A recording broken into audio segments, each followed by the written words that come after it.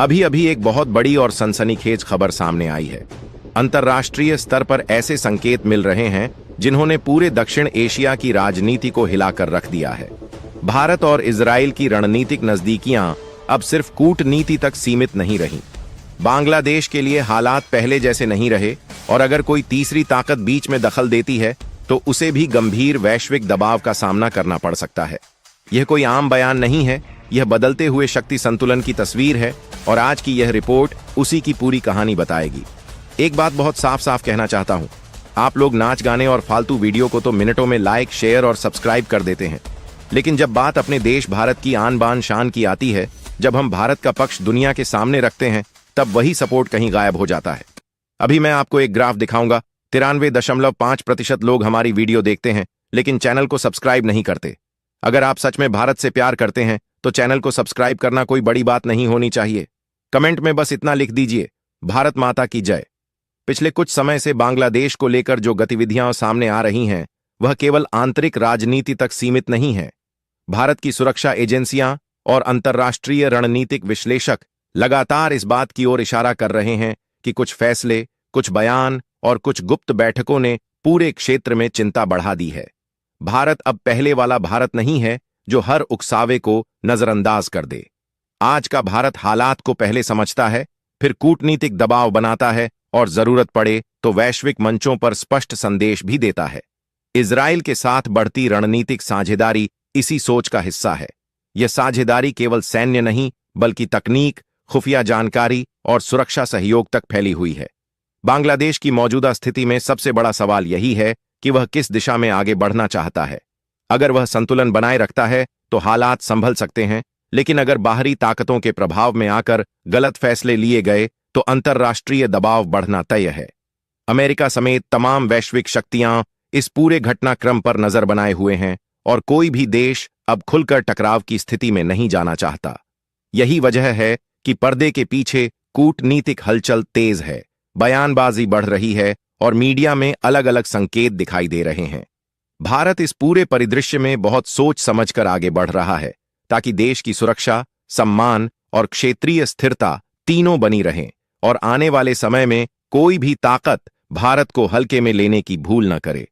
दोस्तों, आज जो जानकारी आपके सामने रखी जा रही है वह सिर्फ एक खबर नहीं है, बल्कि एक ऐसा घटनाक्रम है जिसे सुनकर किसी भी इंसान के पैरों तले से जमीन खिसक सकती है।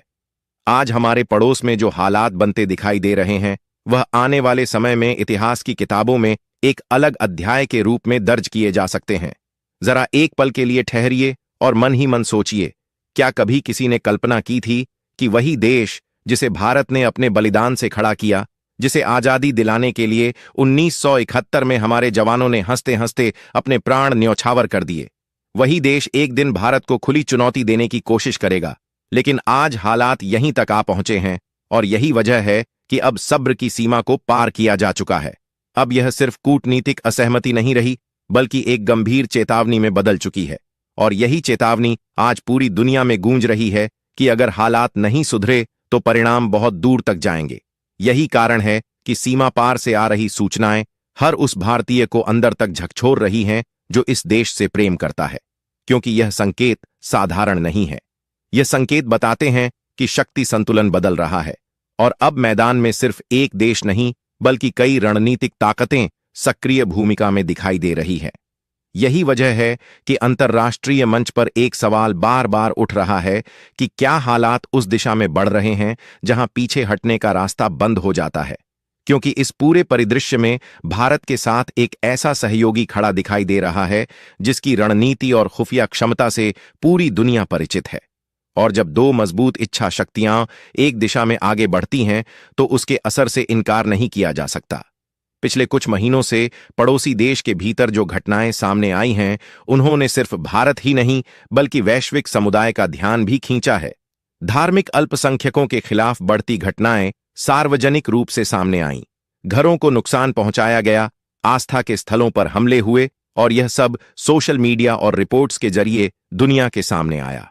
इन सब के बीच भारत लगातार संयम बरतता रहा, लेकिन हर संयम की एक सीमा होती है और जब संदेशों को बार बार अनदेखा किया जाए तो फिर रुख बदलता है। यही वह मोड़ है जहां से स्थितियां तेजी से बदलती हैं। और इसी बदलाव के बीच एक और बड़ा संकेत सामने आया, जब अंतर्राष्ट्रीय स्तर पर यह साफ होने लगा कि भारत अब अकेले प्रतिक्रिया नहीं कर रहा, बल्कि रणनीतिक तालमेल के साथ आगे बढ़ रहा है। यह तालमेल सिर्फ शब्दों तक सीमित नहीं, बल्कि सूचनाओं और सुरक्षा समझ की गहराई तक जाता है। और इसी कारण आज ढाका से लेकर वॉशिंगटन और बीजिंग तक हलचल महसूस की जा सकती है, क्योंकि यह सामान्य कूटनीतिक दबाव नहीं, बल्कि एक स्पष्ट संकेत है कि अगर उकसावे जारी रहे तो परिणाम भी उसी अनुपात में होंगे। इसी माहौल में सीमा से जुड़ी गतिविधियां तेज होती दिखाई दीं। सैन्य हलचल बढ़ी, गश्त में इजाफा हुआ और तैयारियों की रफ्तार अचानक बदली हुई नजर आई। यह सब किसी अभ्यास का हिस्सा नहीं था, बल्कि एक संकेत था कि स्थितियों को हल्के में नहीं लिया जा रहा। और इसी दौरान खुफिया स्तर पर जो इनपुट सामने आए, उन्होंने तस्वीर को और स्पष्ट कर दिया। कुछ रास्तों, कुछ वाहनों और कुछ गुप्त नेटवर्क्स को लेकर जो जानकारी मिली, वह बताती थी कि आने वाले समय में हालात और बिगड़ सकते हैं। लेकिन यहीं पर रणनीतिक समन्वय ने भूमिका निभाई, और वही समन्वय इस कहानी का सबसे अहम मोड़ बन गया।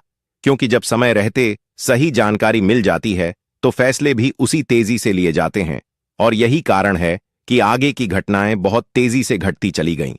रात के समय सीमावर्ती इलाकों में गतिविधि असामान्य थी। कुछ रास्ते जो आमतौर पर शांत रहते थे, वहां हलचल बढ़ गई थी, और इसी हलचल पर ऊपर से नजर रखी जा रही थी। तकनीक और खुफिया तालमेल का यही अर्थ होता है कि जमीन पर हो रही हर गतिविधि पर पैनी नजर रहती है, और जब स्थिति स्पष्ट हो जाती है तो फिर कार्रवाई भी उतनी ही सटीक होती है। इसके बाद जो हुआ, उसने पूरे समीकरण को बदल कर रख दिया, क्योंकि कुछ ही क्षणों में वह नेटवर्क, वह तैयारी और वह योजना जिसे गुप्त समझा जा रहा था, पूरी तरह निष्क्रिय हो चुकी थी। और यह संदेश साफ था कि अब कोई भी कदम बिना जवाब के नहीं रहेगा। यही वह क्षण था जिसने यह साबित कर दिया कि यह सिर्फ चेतावनी नहीं थी, बल्कि क्षमता का प्रदर्शन भी था। और इसी प्रदर्शन ने पड़ोसी देश की सत्ता में बैठे लोगों को यह सोचने पर मजबूर कर दिया कि आगे बढ़ना समझदारी होगी या पीछे हटना, क्योंकि अब विकल्प सीमित होते जा रहे थे। इसी के साथ अंदरूनी स्तर पर भी हलचल बढ़ी। सत्ता के गलियारों में बेचैनी दिखने लगी, संपर्क साधे जाने लगे, और अलग अलग देशों की ओर उम्मीद भरी निगाहें उठीं। लेकिन जब स्थिति स्पष्ट होती है तो समर्थन भी सोच समझ कर दिया जाता है। और यही कारण है कि इस पूरे घटनाक्रम में कोई भी देश खुलकर आगे नहीं आया, क्योंकि सब जानते हैं कि यह मामला सिर्फ दो देशों के बीच का नहीं रहा, बल्कि क्षेत्रीय स्थिरता से जुड़ चुका है। और जब स्थिरता की बात आती है तो भारत की भूमिका को नजरअंदाज नहीं किया जा सकता। यही वजह है कि कूटनीतिक स्तर पर भी संदेश साफ रहा कि शांति का रास्ता अब भी खुला है, लेकिन शर्तों के साथ, और यह शर्तें अब पहले जैसी नरम नहीं रहीं। यहीं से कहानी एक नए चरण में प्रवेश करती है, क्योंकि अब सिर्फ सीमाओं पर नहीं, बल्कि अंदरूनी ढांचे पर भी असर दिखाई देने लगा।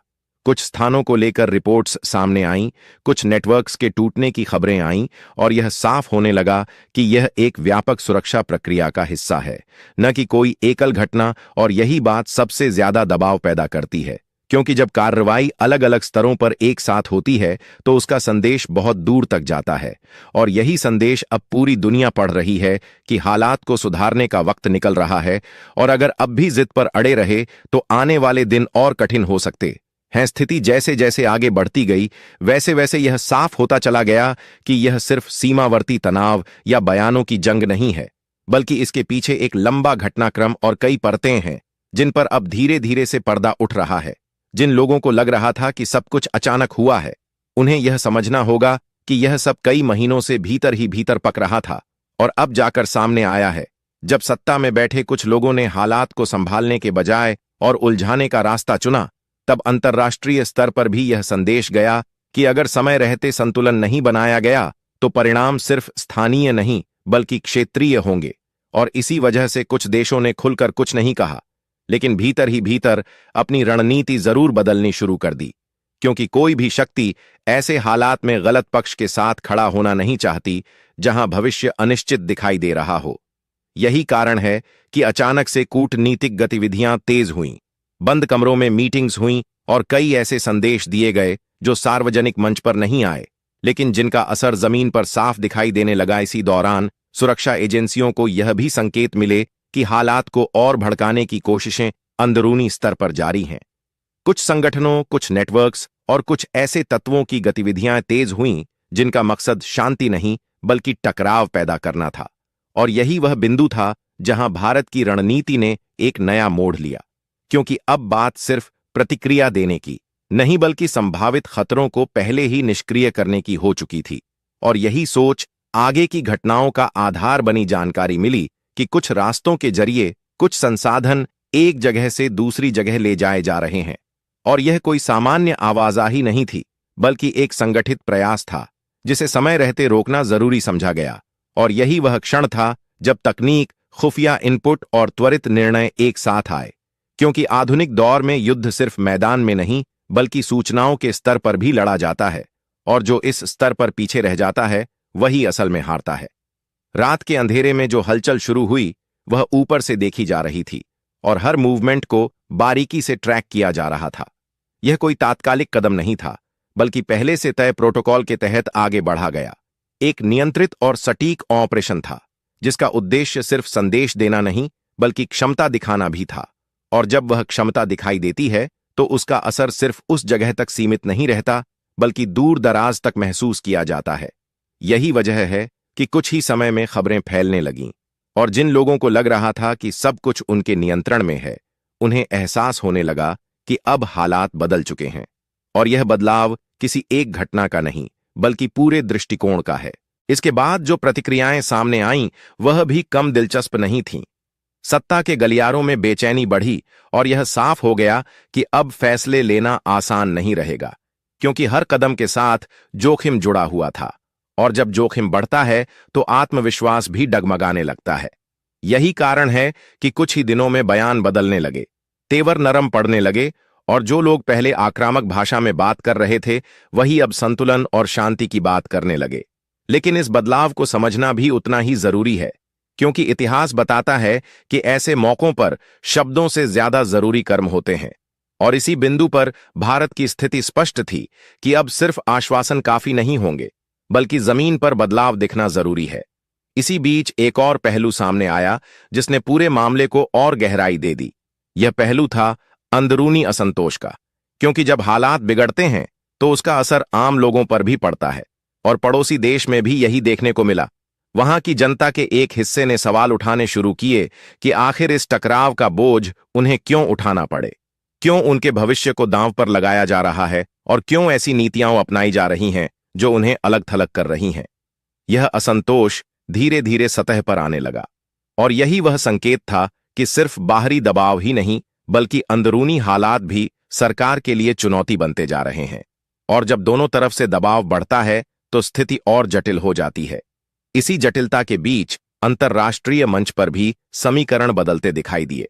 कुछ देशों ने खुलकर कुछ नहीं कहा, लेकिन उनके कदम यह बताने के लिए काफी थे कि वे किस दिशा में झुकाव रखते हैं, क्योंकि आज की दुनिया में बयान से ज्यादा मायने कदमों के होते हैं। और जब सहयोग संकेतों में मिलने लगे तो तस्वीर अपने आप साफ होने लगती है।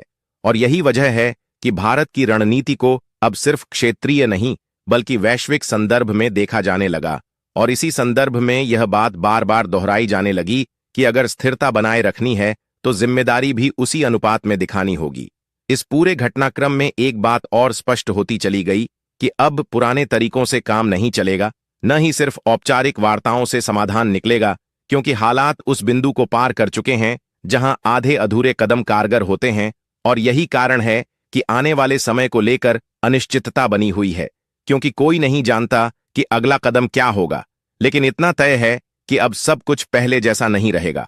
और यही वह स्थिति है जहां कहानी और गहरी होती जाती है, क्योंकि अगले चरण में सिर्फ सीमाएं ही नहीं बल्कि समुद्री और रणनीतिक मार्ग भी चर्चा में आने लगते हैं। और यहीं से आगे की कहानी एक नए मोड़ की तरफ बढ़ती है, जहां फैसलों का असर बहुत दूर तक जाने वाला है। जैसे जैसे घटनाक्रम आगे बढ़ता गया वैसे वैसे यह साफ होता चला गया कि अब मामला सिर्फ जमीन तक सीमित नहीं रहने वाला, क्योंकि किसी भी बड़े क्षेत्रीय तनाव में समुद्री और रणनीतिक रास्तों की भूमिका अपने आप सामने आ जाती है। और यही वजह है कि कुछ दिनों के भीतर बंगाल की खाड़ी को लेकर भी हलचल तेज महसूस की जाने लगी। वहां होने वाली गतिविधियों पर नजर रखने वालों ने पाया कि सामान्य गश्त से कहीं ज्यादा सतर्कता दिखाई दे रही है। और यह सतर्कता किसी दिखावे के लिए नहीं बल्कि संभावित खतरों को पहले ही समझने और रोकने की तैयारी का हिस्सा थी, क्योंकि जब हालात अस्थिर होते हैं तो समुद्री मार्ग अक्सर वैकल्पिक रास्ते बन जाते हैं, और इन्हीं रास्तों से कई बार ऐसे तत्व सक्रिय हो जाते हैं जो हालात को और बिगाड़ने का काम करते हैं। इसलिए इस दिशा में भी पूरी गंभीरता के साथ तैयारी की गई, और यही तैयारी आगे चलकर कई सवालों का जवाब देने वाली साबित हुई। इसी दौरान खुफिया स्तर पर जो जानकारियां छनकर सामने आईं, उन्होंने यह संकेत दिया कि कुछ नेटवर्क्स सिर्फ एक ही दिशा में काम नहीं कर रहे थे, बल्कि उनकी पहुंच कई स्तरों तक फैली हुई थी।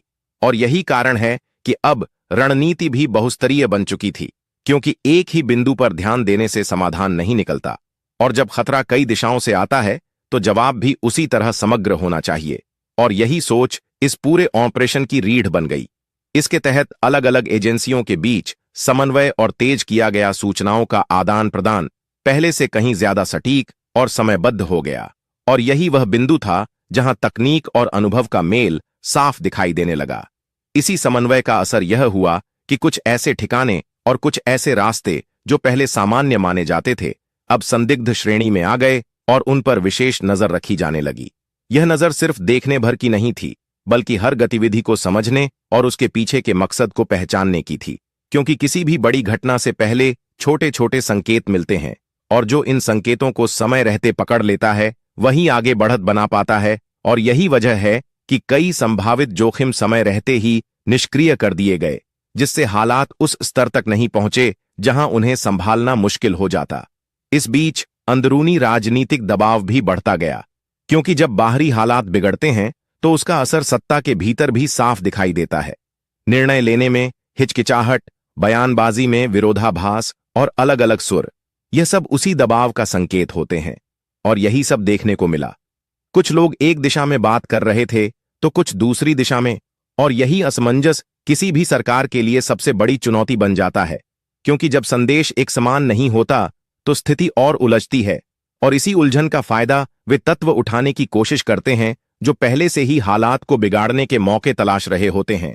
लेकिन इसी बीच अंतर्राष्ट्रीय स्तर पर जो प्रतिक्रिया सामने आई वह भी गौर करने लायक थी, क्योंकि कुछ देश भले ही सार्वजनिक रूप से तटस्थ दिखाई दे रहे थे, लेकिन उनके कदम यह बता रहे थे कि वे हालात को लेकर चिंतित हैं और किसी भी बड़े टकराव से बचना चाहते हैं, क्योंकि ऐसे टकराव का असर सिर्फ दो देशों तक सीमित नहीं रहता, बल्कि पूरे क्षेत्र की अर्थव्यवस्था और स्थिरता पर पड़ता है।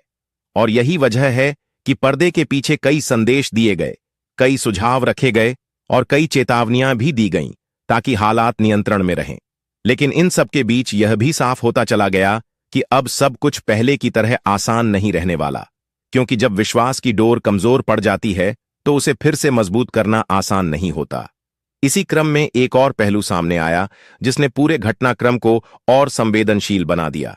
यह पहलू था आम नागरिकों की चिंता, क्योंकि जब तनाव बढ़ता है तो सबसे पहले असर आम लोगों की जिंदगी पर पड़ता है। रोजमर्रा की गतिविधियां प्रभावित होती हैं, डर और अनिश्चितता का माहौल बनता है, और यही माहौल लंबे समय तक किसी भी समाज के लिए नुकसानदेह होता है। पड़ोसी देश में भी यही स्थिति बनने लगी। लोग यह सोचने लगे कि सत्ता के फैसलों की कीमत उन्हें क्यों चुकानी पड़े, और यह सवाल जब उठता है तो वह सिर्फ एक सवाल नहीं रहता, बल्कि धीरे धीरे एक दबाव में बदल जाता है, और यही दबाव आने वाले समय में कई फैसलों की दिशा तय करता है। इसी बीच भारत के भीतर भी चर्चाएं तेज हो गईं, क्योंकि हर बड़ा कदम जनता की नजर में होता है और लोग यह जानना चाहते हैं कि आगे की रणनीति क्या होगी। लेकिन यहां भी एक संतुलन रखा गया, क्योंकि हर जानकारी सार्वजनिक करना न तो संभव होता है और न ही जरूरी, लेकिन इतना जरूर साफ किया गया कि देश की सुरक्षा और सम्मान से किसी भी तरह का समझौता नहीं किया जाएगा। और यही संदेश सबसे अहम था, क्योंकि जब नेतृत्व स्पष्ट होता है तो उसका असर दूर तक जाता है, और यही असर इस पूरे परिदृश्य में महसूस किया जाने लगा। जैसे जैसे समय बीतता गया वैसे वैसे यह कहानी और गहरी होती चली गई, क्योंकि अब सिर्फ वर्तमान नहीं बल्कि भविष्य की संभावनाएं भी चर्चा में आने लगीं। विशेषज्ञों ने अलग अलग आकलन किए, कुछ ने चेतावनी दी तो कुछ ने संयम की सलाह दी, लेकिन सभी इस बात पर सहमत दिखे कि यह दौर बेहद नाजुक है और इसमें लिया गया हर फैसला आने वाले वर्षों तक असर डाल सकता है। और यही वजह है कि हर कदम फूंक फूंक कर रखा जा रहा है, लेकिन इस सावधानी के भीतर भी एक दृढ़ता साफ दिखाई देती है, जो यह बताती है कि अब पीछे हटने का विकल्प सीमित होता जा रहा है। और यही वह बिंदु है जहां कहानी अगले चरण में प्रवेश करती है, क्योंकि अब सवाल सिर्फ तैयारी का नहीं बल्कि दिशा का भी है। और यही दिशा आगे चलकर यह तय करेगी कि हालात किस मोड़ पर जाकर रुकते हैं या और आगे बढ़ते हैं। अब हालात उस मुकाम पर आ चुके हैं जहां सिर्फ अंदाजे या अटकलें काम नहीं आती, बल्कि ठोस रणनीति और स्पष्ट संदेश ही दिशा तय करते हैं। और यही वजह है कि इस पूरे घटनाक्रम में भारत की भूमिका को अब पहले से कहीं ज्यादा गंभीरता से देखा जा रहा है। क्योंकि जब कोई देश लगातार संयम दिखाने के बाद भी मजबूर होकर कड़ा रुख अपनाता है, तो उसके पीछे सिर्फ गुस्सा नहीं बल्कि अनुभव और दूरदृष्टि होती है। और यही दूरदृष्टि इस समय साफ झलक रही है, क्योंकि हर कदम नपे तुले तरीके से आगे बढ़ाया जा रहा है, ताकि कोई भी फैसला भावनाओं में बहकर नहीं बल्कि हालात की सच्चाई को समझकर लिया जाए। और यही फर्क होता है जिम्मेदार राष्ट्र और लापरवाह सत्ता के बीच। इस पूरे माहौल में यह भी साफ हो गया है कि अब सिर्फ सीमाओं पर ही नहीं बल्कि कूटनीतिक मंचों पर भी समीकरण बदल चुके हैं। कई ऐसे देश जो पहले दूरी बनाकर चलते थे, अब हालात को नए नजरिए से देखने लगे हैं, क्योंकि सभी जानते हैं कि अगर इस क्षेत्र में अस्थिरता बढ़ी तो उसका असर व्यापार, ऊर्जा आपूर्ति और वैश्विक संतुलन तक जाएगा, और कोई भी ताकत यह जोखिम नहीं लेना चाहती। यही कारण है कि पर्दे के पीछे लगातार बातचीत चल रही है, और कई ऐसे संकेत मिल रहे हैं जो बताते हैं कि दबाव अब एकतरफा नहीं रहा बल्कि बहुस्तरीय हो चुका है। और जब दबाव हर दिशा से आता है तो फैसले भी बदलने लगते हैं। इसी के साथ यह भी समझना जरूरी है कि भारत के लिए यह सिर्फ एक भू राजनीतिक मुद्दा नहीं बल्कि आस्था, सुरक्षा और सम्मान से जुड़ा सवाल है। क्योंकि जब किसी क्षेत्र में रहने वाले निर्दोष लोगों के साथ अन्याय होता है और बार बार चेतावनी देने के बाद भी हालात नहीं सुधरते, तो फिर प्रतिक्रिया स्वाभाविक हो जाती है। और यही भावना इस समय देश के भीतर भी महसूस की जा सकती है। लोग यह उम्मीद कर रहे हैं कि इस बार आधे अधूरे समाधान नहीं बल्कि स्थायी रास्ता निकले, ताकि भविष्य में ऐसे हालात दोबारा पैदा न हों। और यही उम्मीद नेतृत्व पर जिम्मेदारी भी बढ़ा देती है। आने वाले समय को लेकर तस्वीर अभी पूरी तरह साफ नहीं है, लेकिन इतना जरूर तय है कि अब हालात को पहले जैसा मानकर नहीं चला जा सकता। क्योंकि जो संकेत अब तक मिले हैं वे यह बताते हैं कि क्षेत्र में शक्ति संतुलन एक नए दौर में प्रवेश कर रहा है।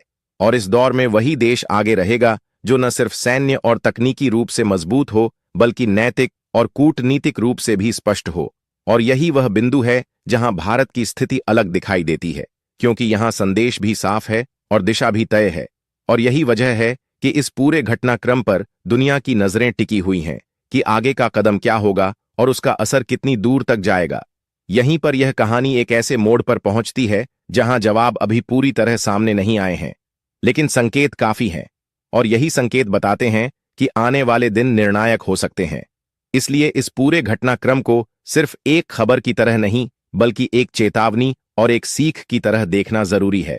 क्योंकि इतिहास गवाह है कि जब समय रहते सही फैसले लिए जाते हैं तो बड़े टकराव टाले जा सकते हैं, और जब जिद हावी हो जाती है तो परिणाम बहुत भारी पड़ते हैं। और यही वह सच्चाई है जो आज हर जिम्मेदार इंसान को समझनी चाहिए।